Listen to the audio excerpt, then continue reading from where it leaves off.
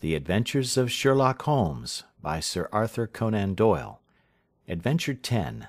The Adventure of the Noble Bachelor. The Lord St. Simon marriage, and its curious termination, have long ceased to be a subject of interest in those exalted circles in which the unfortunate bridegroom moves, and their more piquant details have drawn the gossips away from this 4-year-old drama. As I have reason to believe, however, that the full facts have never been revealed to the general public, and as my friend Sherlock Holmes had a considerable share in clearing the matter up, I feel that no memoir of him would be complete without some little sketch of this remarkable episode. It was a few weeks before my own marriage, during the days when I was still sharing rooms with Holmes in Baker Street, that he came home from an afternoon stroll to find a letter on the table waiting for him.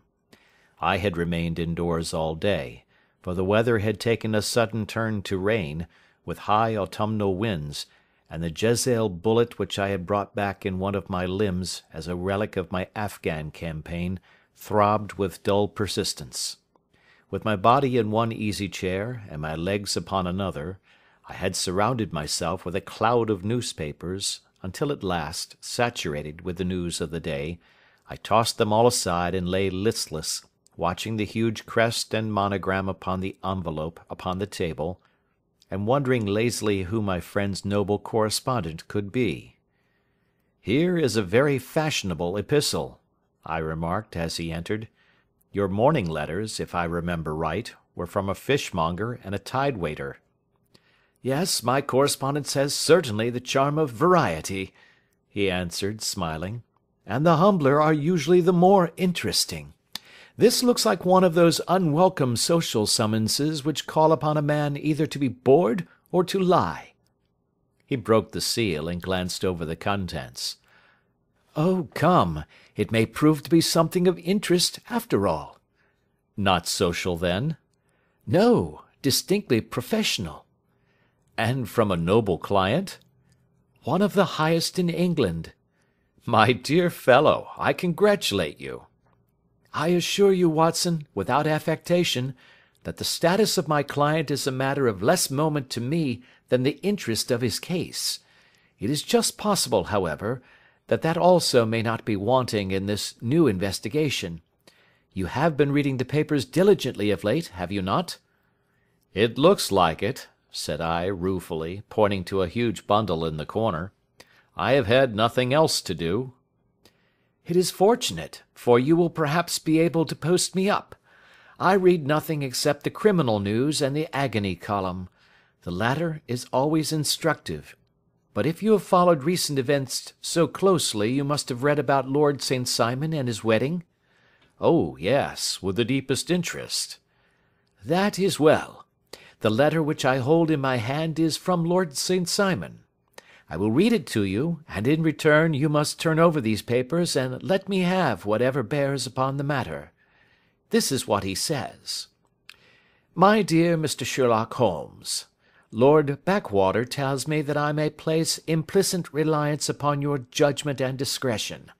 I have determined, therefore, to call upon you and to consult you in reference to the very painful event which has occurred in connection with my wedding. Mr. Lestrade, of Scotland Yard, is acting already in the matter, but he assures me that he sees no objection to your cooperation, and that he even thinks that it might be of some assistance. I will call at 4 o'clock in the afternoon, and should you have any other engagement at that time, I hope that you will postpone it, as this matter is of paramount importance. Yours faithfully, St. Simon." It is dated from Grosvenor Mansions, written with a quill pen, and the noble lord has had the misfortune to get a smear of ink upon the outer side of his right little finger," remarked Holmes as he folded up the epistle. "He says 4 o'clock. It is 3 now. He will be here in an hour." "Then I have just time, with your assistance, to get clear upon the subject. Turn over those papers and arrange the extracts in their order of time, while I take a glance as to who our client is." He picked a red-covered volume from a line of books of reference beside the mantelpiece. "Here he is," said he, sitting down and flattening out upon his knee. "Lord Robert Walsingham de Vere St. Simon, second son of the Duke of Balmoral. Arms, azure, 3 caltrops in chief over a fess sable. Born in 1846. He's 41 years of age, which is mature for marriage. Was Under-Secretary for the Colonies in a late administration. The Duke, his father, was at one time Secretary for Foreign Affairs. They inherit Plantagenet blood by direct descent, and Tudor on the distaff side. Ha! Well, there is nothing very instructive in all this. I think that I must turn to you, Watson, for something more solid." "I have very little difficulty in finding what I want," said I, "for the facts are quite recent, and the matter struck me as remarkable. I feared to refer them to you, however, as I knew that you had an inquiry on hand, and that you disliked the intrusion of other matters." "Oh, you mean the little problem of the Grosvenor Square furniture van. That is quite cleared up now, though indeed it was obvious from the first. Pray give me the results of your newspaper selections."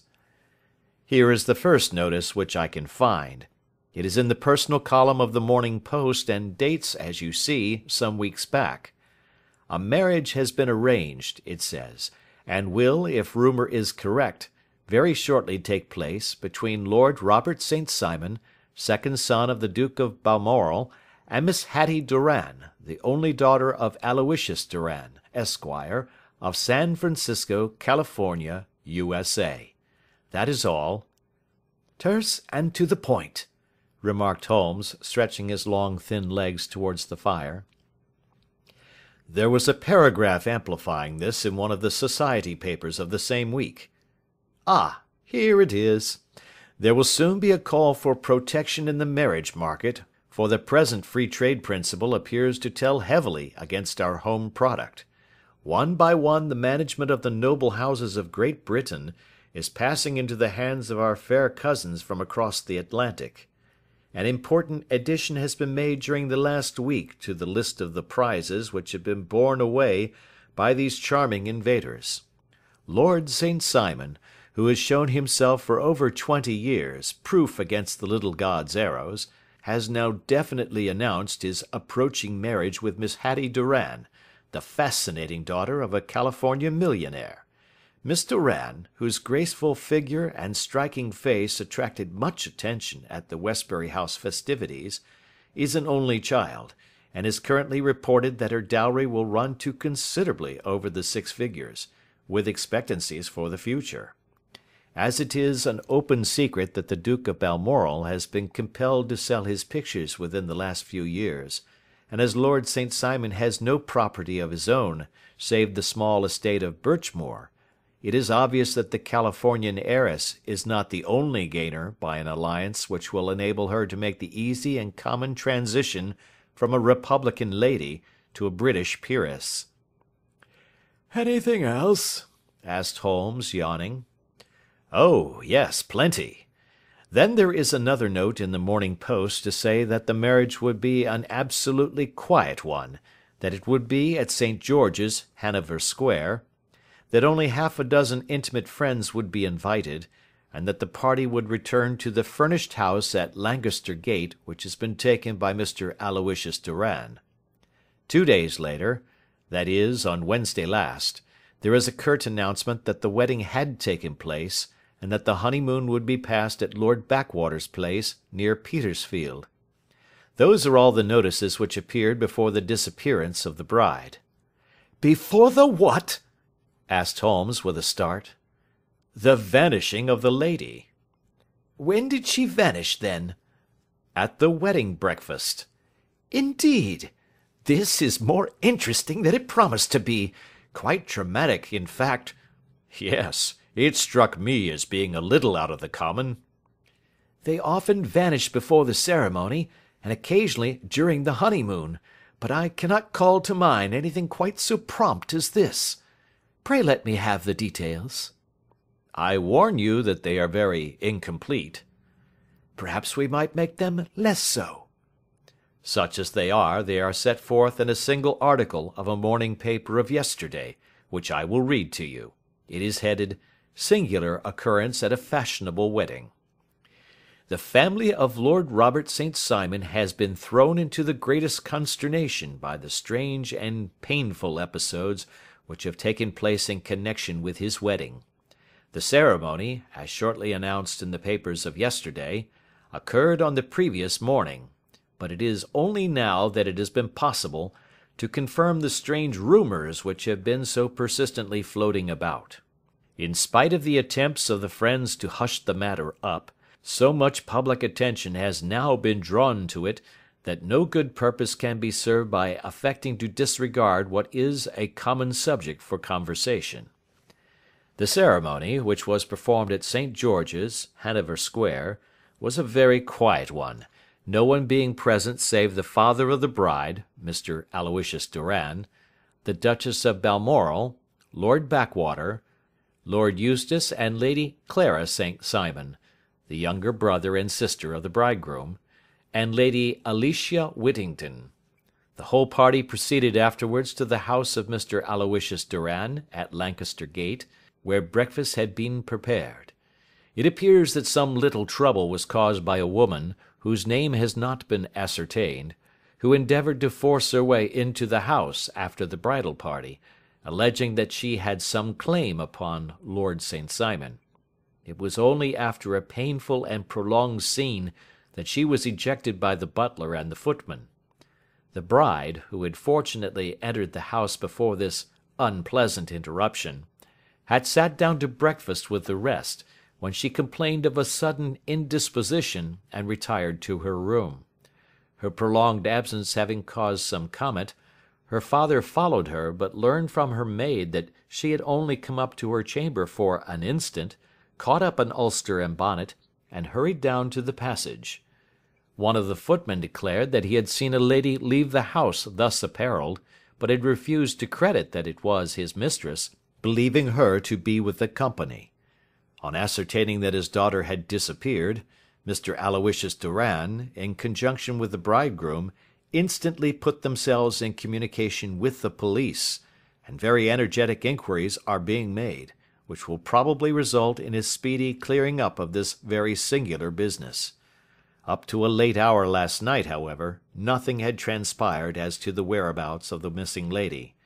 There are rumours of foul play in the matter, and it is said that the police have caused the arrest of the woman who had caused the original disturbance, in the belief that, from jealousy or some other motive, she may have been concerned in the strange disappearance of the bride.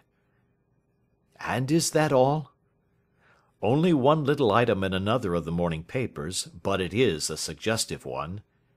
And it is? That Miss Flora Millar, the lady who had caused the disturbance, has actually been arrested. It appears that she was formerly a danseuse at the Allegro, and that she has known the bridegroom for some years. There are no further particulars, and the whole case is in your hands now, so far as it has been set forth in the public press. And an exceedingly interesting case it appears to be. I would not have missed it for worlds. But there is the ring at the bell, Watson, and as the clock makes it a few minutes after 4, I have no doubt that this will prove to be our noble client. Do not dream of going, Watson, for I very much prefer having a witness, if only as a check to my own memory.